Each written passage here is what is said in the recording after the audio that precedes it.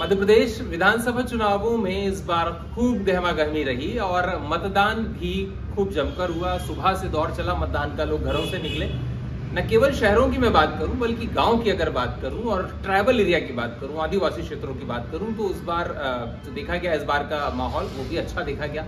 BJP ने बहुत काम किया है इस क्षेत्र में, ये बीजेपी का दावा है। और बीजेपी की तरफ से हमारे साथ आज बात करने के लिए निशांत खरे जी हैं, आप युवा आयोग के अध्यक्ष भी हैं, मेरे साथ बैठे हुए हैं। सर, आपका स्वागत है एबीपी पर। किस तरह का माहौल इस बार बनाया गया? सर, बीजेपी ने बहुत कोशिश की है, खूब साल काम किया है, मध्य प्रदेश की सत्ता में है बीजेपी और फिर से एक बार सत्ता में आना चाह रही है, तो क्या कहेंगे? देखिए, सुबह से हम वोटिंग का माहौल देख रहे हैं और खासकर हम जितना पूरा ट्राइबल क्षेत्र का ग्रामीण क्षेत्र देख रहे हैं, लंबी लंबी कतारें, खूब बड़ी संख्या में महिलाओं की कतारें हैं, युवाओं की कतारें हैं। और मुझे पूरा विश्वास है कि इस बार प्रचंड बहुमत से न केवल हम प्रदेश में सरकार बनाएंगे बल्कि आदिवासी सीटों पर भी भाजपा जो है वो बहुत अधिक मात्रा में जीतेगी। इस बार जो माहौल है, शहर का माहौल तो हम देखते हैं, जो ग्रामीण क्षेत्रों का माहौल है उसको लेकर के क्या कहेंगे? क्योंकि आपने काफी काम किया है ग्रामीण क्षेत्रों में। देखिए, ग्रामीण क्षेत्रों में खासकर मैं 2018 के चुनाव के संदर्भ में बताऊंगा कि 18 का जो चुनाव था, 18 के चुनाव में ये देखने में आया कि कांग्रेस ने एक तरीके की रणनीति अपनाई और उस रणनीति से विशेषतः जो ट्राइबल युवा है वो आकर्षित हुआ। लेकिन 18 के बाद उनके 15 महीने के सरकार के क्रियाकलापों से उसका मोहभंग जैसा कांग्रेस से हुआ है। वो ये समझ रहा है कि सिर्फ वोट बैंक की तरह इस्तेमाल करके कांग्रेस ने आदिवासी युवाओं को छला और भाजपा अच्छी नीयत से समाज के उत्थान के लिए काम करती है, ये धीरे धीरे कहीं उनके मन में गया है। तो एक, कांग्रेस से मोहभंग हुआ है और दूसरा ये समझ में आया है कि जो भी समाज के लिए काम करने की जरूरत है वो भाजपा की सरकार है, भाजपा के मुख्यमंत्री और प्रधानमंत्री ही कर रहे हैं। इस बार युवाओं के आप तो बहुत करीब रहते हैं, युवा आयोग के अध्यक्ष हैं। जब युवा मत डालने अपना जा रहा था या गया, तो आपने क्या मैसेज दिया युवाओं को, क्यों वो वोट दें? देखिए, युवाओं की अपनी आकांक्षाएं रहती हैं, स्वाभाविक रूप से कुछ कुंठाएं भी रहती हैं, कुछ डिमांड्स भी रहती हैं, पर उसे ये बहुत अच्छे से समझ में आया है कि भाजपा की जो नीति रही है, भाजपा की सरकार, मुख्यमंत्री जी का कार्य, प्रधानमंत्री जी की दूरदृष्टि, ये कभी भी छलने की, ठगने की नहीं रही। अच्छी नीयत से काम करा गया। शायद कमियां कुछ अभी भी होंगी, लेकिन उन कमियों को पूरी करने के लिए अगर काम कर सकती है तो भाजपा की सरकार ही कर सकती है। और युवाओं के बीच ये संदेश स्पष्टता से गया। मतलब ट्राइबल एरिया जो है, ट्राइबल एरिया में हमने देखा कि आपने काफी काम किया, यहाँ खूब चर्चा भी हुई है कि निशांत खरे जी ने खूब ग्रामीण क्षेत्रों का दौरा किया।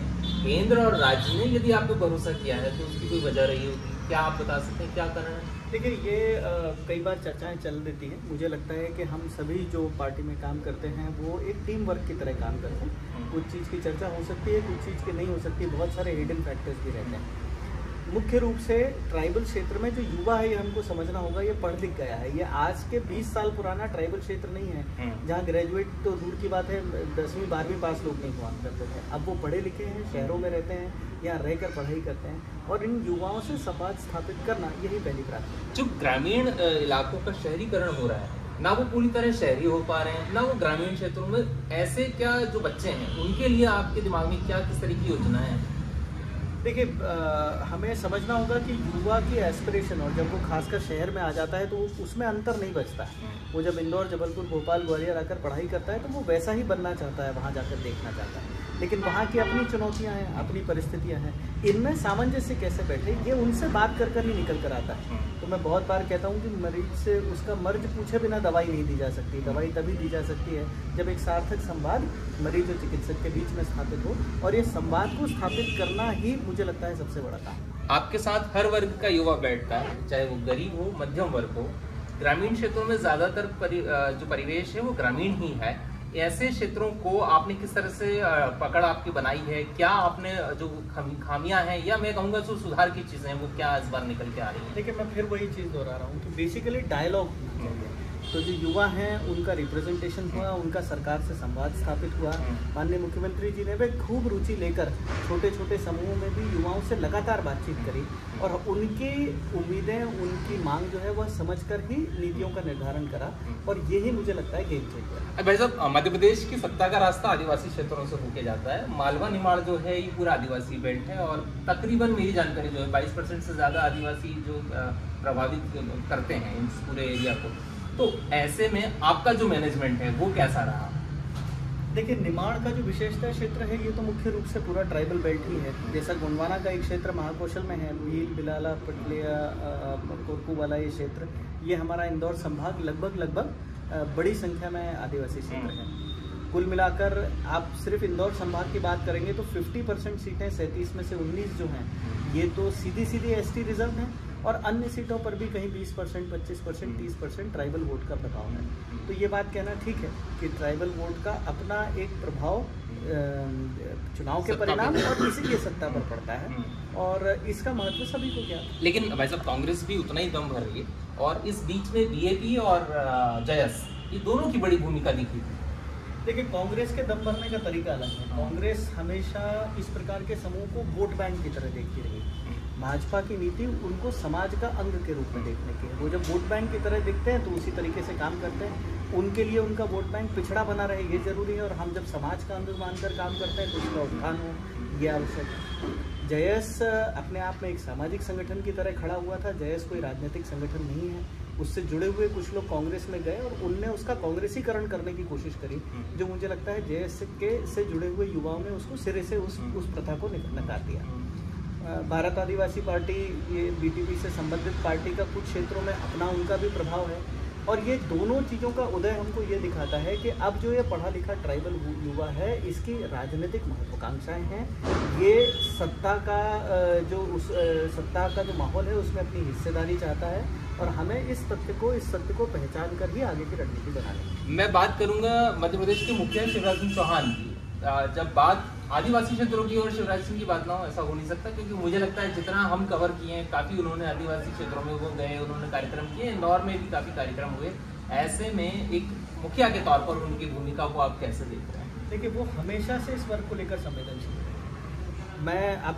आपने अभी जयस और अन्य चीज़ों की चर्चा करी। बहुत सारी जगह ये चीज़ों का उदय ही इसलिए हुआ क्योंकि शिवराज जी ने मुख्यमंत्री बनने के बाद से स्कूल, कॉलेज, हॉस्टल, जब हॉस्टल कम पड़ने लगे तो किराए से रहने का पैसा, स्कॉलरशिप, इस सबसे पूरे आदिवासी क्षेत्र में शिक्षा का उत्थान हुआ।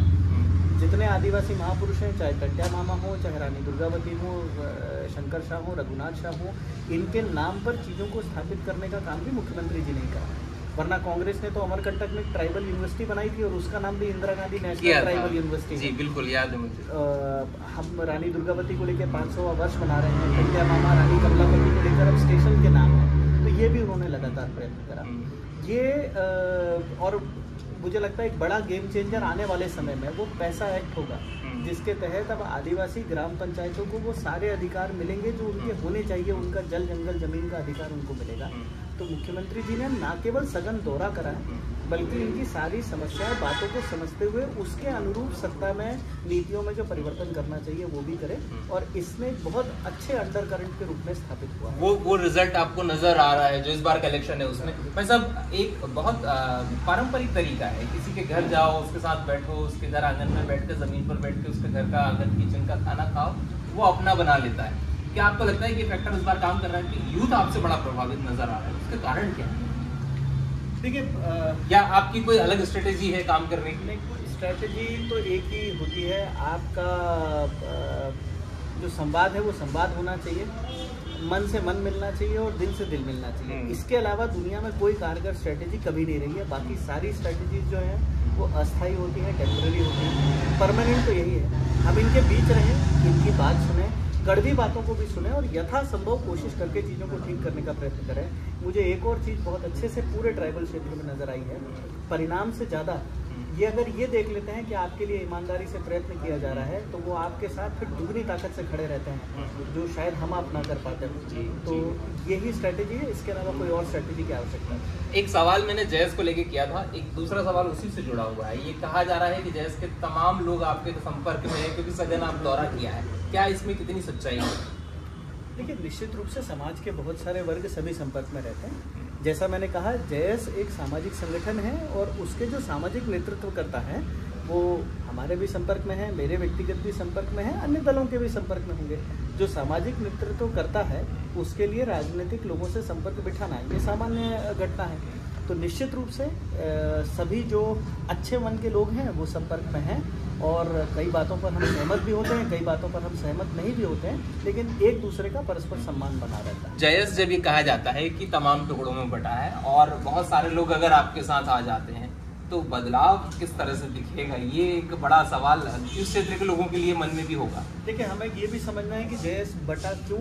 वो इसलिए ही बटा क्योंकि कांग्रेस ने उसको बी टीम बनाकर कांग्रेसीकरण करने की कोशिश करी और सामाजिक लीडरशिप करने वाले युवाओं को स्वीकार नहीं था। इसलिए उसमें अलग अलग क्षेत्र में लोग खड़े हुए, उनकी अलग अलग महत्वाकांक्षाएं हैं, उनकी अलग अलग आकांक्षाएं हैं, लेकिन समाज के प्रति काम करने की ललक है। इसमें से काफ़ी सारे लोग संपर्क में हैं और ये सभी मिलकर और इनके साथ मिलकर जो उचित है समाज के लिए वो करेंगे। मेरा सवाल आखिरी विधानसभा चुनाव से शुरू हुआ था, पहला सवाल वहीं से आखिरी तक भी होगा। इस बार नतीजे 3 तारीख को आने वाले हैं। बीच के जो दरमियान है 17 से 3 के बीच का जो वक्त है वो आप कैसे निकालने वाले हैं?